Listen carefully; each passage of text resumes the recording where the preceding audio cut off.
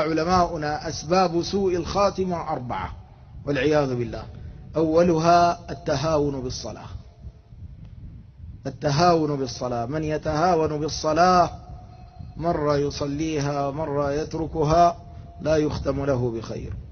ثانيها عقوق الوالدين، من عق والديه لا يختم له بخير. ثالثها إدمان الخمر.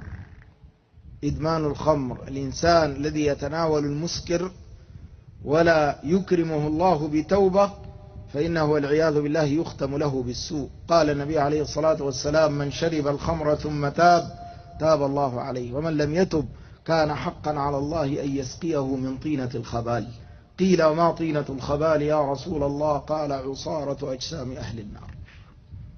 ثم السبب الرابع أذية المسلمين. لا تؤذي الناس لا بلسانك ولا بيدك، لا تأكل لهم مالا، ولا تشتم لهم عرضا، ولا تضرب لهم بدنا، ولا تظلمهم.